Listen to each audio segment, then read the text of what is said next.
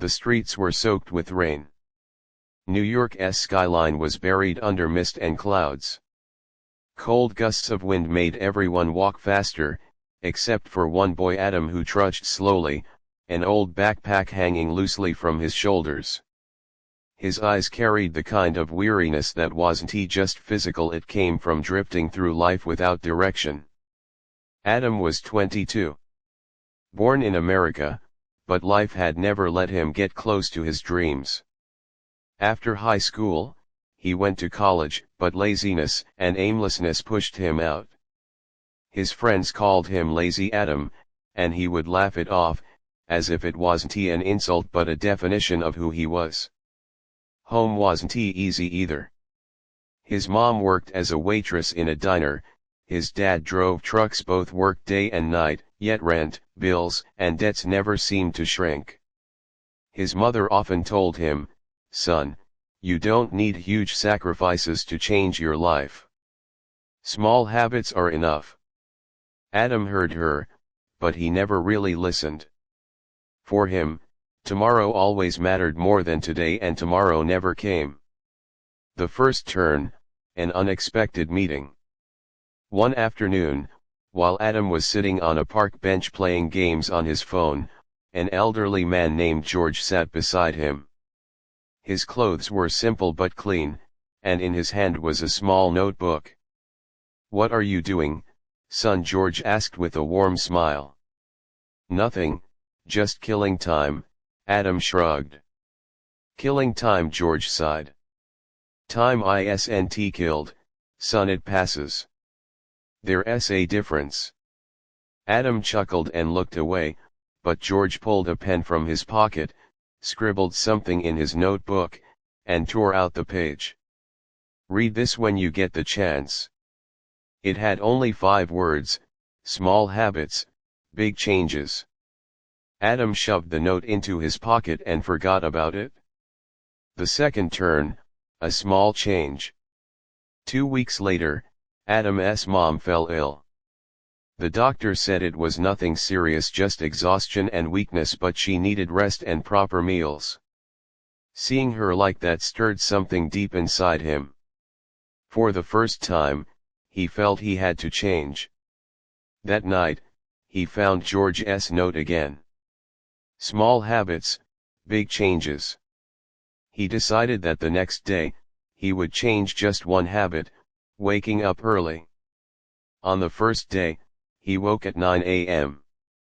Early for him. The next day, 8:45. Then 8:30. Within a week, he was up at 7:30. Strangely, that single habit began to shift the rhythm of his life. In the mornings, he made breakfast for his mom, cleaned the house, and soon found a part-time job at a neighborhood store. The third turn, one habit leads to another. Adam realized something: one good habit often gives birth to another. After waking early, he began a 10-minute morning walk. That led him to start reading first just the news, then self-help and business books.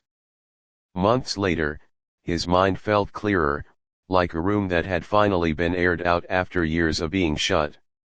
His boss noticed his effort and promoted him from cashier to stock manager. The fourth turn, an opportunity. 6 months later, a well-dressed man came into the store. Adam treated him with the same friendliness he showed every customer. When the man left, his boss smiled. "Do you know who that was?" "Tom Baker, owner of the city's biggest supply company."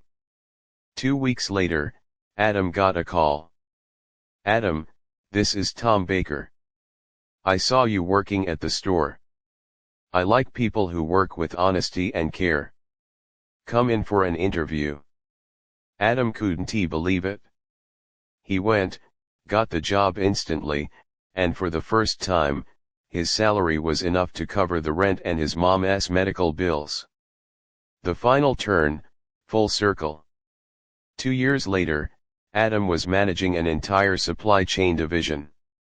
He had his own apartment, his mom was retired, and some evenings, he'd go sit on the same park bench where he'd met George. One day, he saw George again, same warm smile, same notebook.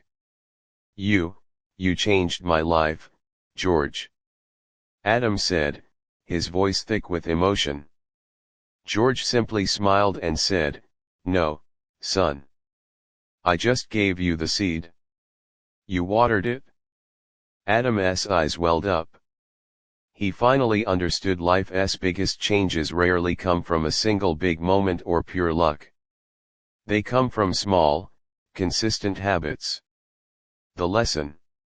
Now, Adam tells every young person he meets, your life won't change in a day, but your habits can change every day. That's the real power. It had started raining again, but this time Adam's steps were quick and full of purpose. He knew now every small step, no matter how small, could one day change the course of a life.